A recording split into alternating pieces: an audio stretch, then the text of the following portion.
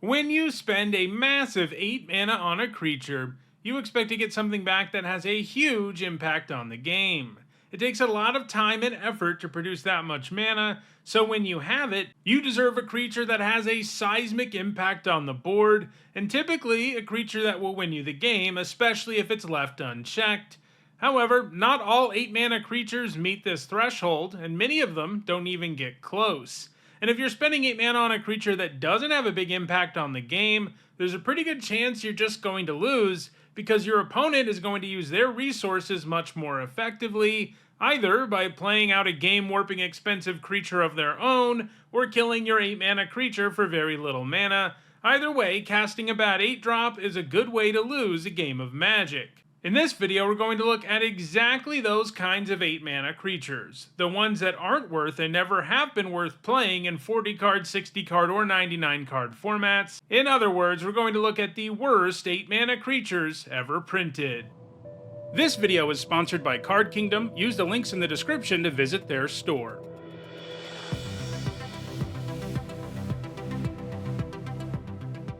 At number 10, I've got two cards from the same cycle, Avatar of Hope and Avatar of Will. They're part of a cycle of 8 mana avatars from Prophecy, all of which cost 6 generic less to cast when you meet a certain requirement. The other 3 avatars are pretty good, especially Avatar of Woe, but Avatar of Hope and Avatar of Will are pretty awful. For 6 generic and 2 white, Avatar of Hope is a 4/9 flyer that can block any number of creatures, and it costs 6 generic less to cast if you have 3 life or less. Avatar of Will is 6 generic and 2 blue for a 5/6 flyer, and it costs 6 generic less to cast if your opponent has no cards in their hand. Obviously, if you could consistently only pay 2 mana for these, they would be great, but that's the problem. Both of them are very hard to cast for a discount, and when you're spending 8 mana for either of them, they're terrible. And that's usually what you're going to do, because neither of them can be played at a discount until the later stages of the game, which kind of defeats the purpose of them being discounted. For Avatar of Hope, if you're at 3 life or less, it is probably too late for it to save you, no matter how many creatures it can block. And for Avatar of Will, it requires your opponent to run out of cards in hand. That's not exactly something that happens early, especially when you're playing blue, a color that is not well known for making the opponent discard cards. In other words, these are 8 mana cards almost 100% of the time, and they're just not good enough when you have to spend that much mana. At number 9, it's Scornful Egotist. This card is famously bad, so it might be surprising to see it barely make this list, but let's read the card and then I'll explain it. For 7 generic and a blue, it's a 1/1, obviously that's about as terrible as it can get, but it also has Morph, which means you can play it face down as a 2/2 for 3 generic mana, and in this case you can turn it face up for 1 blue. So what saves this card from being higher on the list is Morph. Unlike all the other cards, you can play this before you have 8 mana, so the fail case is that you get an easy to cast Grey Ogre. That alone is big upside over the other cards on the list. It also means it works with the various face-down synergies out there. It also doesn't hurt that there are ways to get extra value out of high mana value cards too, whether they're in your deck or already in play, and Scornful Egotist can get you an 8 mana value card on the board really early. You can do stuff like sacrifice it to Birthing Pod or Eldritch Evolution to grab something insane in the early game. All that said, it is still a bad card, and one of the worst 8 drops ever. It's just less bad than the other 8 cards ahead of it, because there are a few interesting things you can do with it, and it has the floor of a Grey Ogre, while all the cards in front of it cost 8 mana 100% of the time. At number 8, it's Benthic Behemoth. For 5 generic and 3 blue mana, it's a 7/6 with Island Walk. This is one of the more intimidating creatures on the list, at least when it's on the battlefield, and especially in an ideal situation.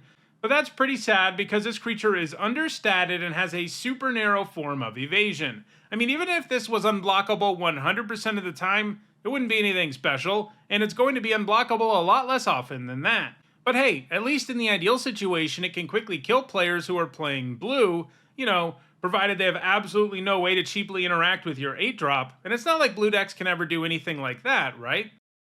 At number 7, it's Goliath Spider. For 6 generic and 2 green mana, it's a 7/6 with Reach. So, like Benthic Behemoth, this is a significantly understated French vanilla creature. Reach is not a great keyword ability, as it's only good on defense and only good against flyers, and it's not quite as narrow as Island Walk is, but Island Walk does have more upside. And sure, this can block most flyers fairly effectively. The fact that this costs 8 mana makes that significantly less likely because your opponent is more likely to be slamming big flyers on the battlefield. You can fiddle with this thing's stats a whole lot without it feeling like a broken card at all. Like, imagine if it was a 7/10 reach instead, for example. That's a card that wouldn't make this list, but is anyone worried about that card being too good? Nope. And that was even true back in 2005, when it was a bad idea to play this in any format at all. At number 6, it's Excruciator. For 6 generic and 2 red, it's a 7/7, so it has better stats than the last few cards. However, it has even less upside because all it's got going on is the fact that damage that it deals can't be prevented. If I'm forking over 8 mana for this card, it had better grant this effect to all my sources of damage, and what's funny is that still wouldn't be that good of a card because there are a limited number of protection and damage prevention cards that are actually worth using. They either needed to give this better stats or a better ability to keep it from being one of the worst 8-drops ever printed. Speaking of Excruciator, I hope it's not too excruciating for you for me to ask you to subscribe to the channel. I put out at least 4 videos a week, including 3 top 10s like this one. I'm hoping to reach 100,000 subscribers later this year, and I could really use your help to do it. At number 5, it's Scaled Wurm. For 7 generic and a green, it's a vanilla 7/6. This one's going to upset some people. I think for many players in their 30s, including myself, Scaled Wurm occupies a place in your heart. This is because when you were a brand new player, there's a good chance this was the first really big creature you ever encountered because it was a common, and was one of the bigger creatures around at the time. And the original Ice Age version of the card has some pretty cool art too. I know that I definitely thought this was a good card when I was 11, but if you ever followed through with actually trying to play this thing, you would quickly learn your lesson. It doesn't do anything but attack and block, and it doesn't do either of those things well, since it has no keyword abilities and has underwhelming stats, even for the early days of Magic. Remember, that was a time with lots of super powerful, super cheap removal, and playing a card like this one was a liability, and obviously it's even worse today as we expect even more out of our 8 mana creatures. At number 4, it's Crash of Rhinos. For 6 generic and 2 green, it's an 8/4 Trampler. While having trample on a big creature can be nice, this stat line is even worse than Scaled Worms, and I think by a wide margin, as toughness this low makes it that much easier to kill with both removal and in combat. For me, trample doesn't do enough to overcome this card's statistical shortcomings, which are quite significant. At number 3, it's Axelrod Gunnarson. For 4 generic, 2 black, and 2 red, it's a 5/5 with trample, and if a creature that Axelrod dealt damage to dies, you gain 1 life, and Axelrod Gunnarson does 1 damage to target player or planeswalker. An 8 mana 5/5 is the worst stat line on the list, apart from the Egotist, and while Axelrod's text box is all upside, it's pretty minimal upside. No one is worried about this 8-drop trampling by the time you cast it, and Axelrod is so small for the cost that he's rarely going to trigger the life drain effect. He can get a little interesting if you use cards that let it damage the entire board, but that takes a ton of setup. Something that just shouldn't be necessary when you fork over 8 mana to cast this thing, and it's not an easy 8 mana either, as you have to be able to produce lots of black and red mana consistently to get there. However, as bad as Axelrod Gunnarson is, there are 2 8 mana creatures that are significantly worse. At number 2, it's Denizen of the Deep. For 6 generic and 2 blue mana, it's an impressive 11/11. Those are the kind of stats you should expect when you spend this much mana, but this comes with a colossal downside. When it enters, you return each other creature you control to its owner's hand. As huge as it is, putting this in play usually isn't going to be worth losing all the rest of your creatures. Now, there are times where you can do some fun stuff with the Denizen, like rebuy enters triggers, or you can turn off enters triggers to turn off the downside entirely, but the juice really isn't worth the squeeze here, since all you get is a huge vanilla creature that still costs a significant chunk of mana, and that's like the ceiling here.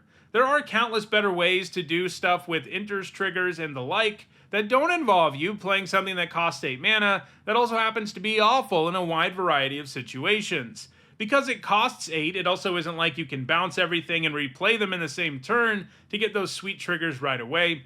That's what makes it one of the worst 8 mana creatures in the history of Magic, but there's one that's even worse, and that card is Akron Legionnaire. For 6 generic and 2 white, it's an 8/4, like Crash of Rhinos. Surely, with a stat line this bad, the text box is all upside, right? Like on Crash of Rhinos?